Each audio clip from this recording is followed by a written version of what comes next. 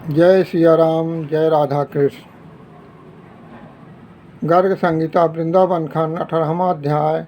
श्री कृष्ण द्वारा गोप देवी के रूप में राधा की परीक्षा लेना और राधा को श्री कृष्ण का दर्शन।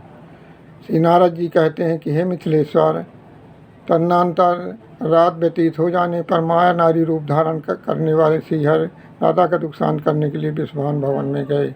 उन्हें आया देख करके श्री राधा जी अत्यंत खुश हुई और उन्हें भीतर लेवा गईं और विधि विधान पूर्वक उनको आसन दिया और उनका पूजन किया। तदनंतर श्री राधा बोली, सखी तुम्हारे बिना मैं रात भर सोई नहीं और तुम्हारे आ जाने पर मुझे बहुत खुशी हुई, प्रसन्नता हुई। जैसे कोई खोई हुई वस्तु मिल जाए तो आदमी खुश होता है, वैसे मुझे प्रसन्नता हुई। नारद जी कहते हैं कि राधा की यह बात सुनकर गोप देवी अनमनी हो गईं और राधा से कुछ नहीं बोली, दुखी की बात चुपचाप बैठी रहीं। श्री राधा बोली कि गोप देवी तुम अनमनी क्यों हो? हे कल्याणी, तुम्हारे इसका दुख का कारण बताओ। माता, पति, ननद अथवा सास ने कुपित होकर कुछ कहा है या किसी और ने कुछ कहा है, सो बताओ। राजेंद्र उनका यह प्रेम पूर्वक वचन सुनकर गोप देवी के रूप में आए हुए भगवान श्री कृष्ण राधा जी से हंसते हुए बोले। गोप देवी ने कहा, राधे, बरसान गिर की घाटियों में जो मनोहर सकरी गली है उसी में से होकर मैं दही बेचने जा रही थी। इतने में श्याम सुंदर ने मेरा मार्ग रोक लिया और बंसी, वह हाथ में बंसी और बेंत लिए हुए था। रसिक शेखर ने लात तिरानी से मेरा हाथ पकड़ लिया और जोर से हंसते हुए एकांत वन में इस प्रकार कहने लगे, सुंदरी मैं कर लेने वाला हूँ, अतः तुम मुझे कर के रूप में दही का दान दे। तब मैंने कहा, चलो हटो, अपने आप कर लेने वाले बने हुए हो। तो वह मेरी दही की मटकी उठा लिया और फोड़ दिया, थोड़ा सा दही खाया और नंदीश्वर गिर के ईशान कोण वाली दिशा की ओर चला गया। इससे मैं बहुत अनमनी हो रही हूँ। जात का ग्वाला, काला का लूटा, रंग न धनवान, न वीर, न सुशील, न स्वरूप, ऐसे पुरुष के प्रति तुमने प्रेम किया है, यह ठीक नहीं है।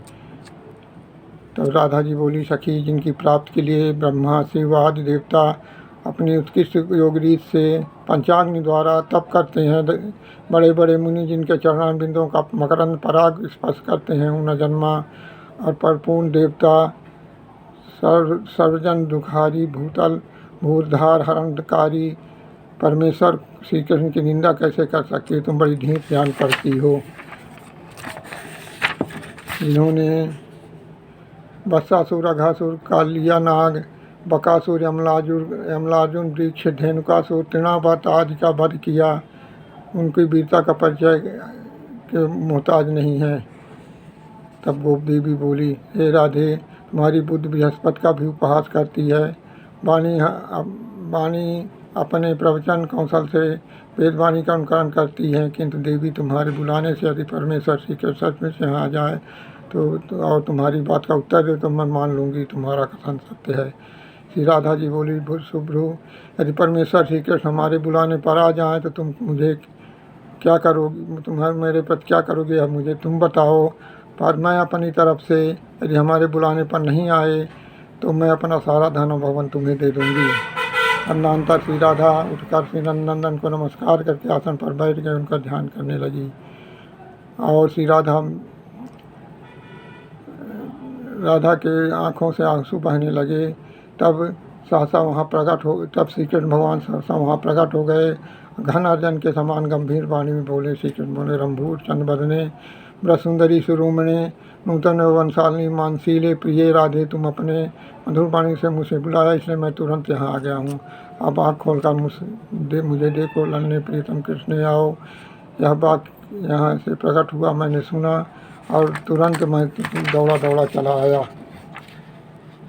श्री नारद जी कहते हैं, तदनंतर श्री राधा श्री हरि को देखकर उनके चरण कमलों को प्रणत हो परमानंद को निमग्न हो गई। उनका मनोरथ तत्काल पूर्ण हो गया। श्री कृष्ण ऐसे अद्भुत चरित्रों का भक्ति भाव से श्रवण करता है, वह मनुष्य तात हो जाता है। श्री शिव शरणम, श्री हरि शरणम। शेष अगले भाग में। जय श्री राम।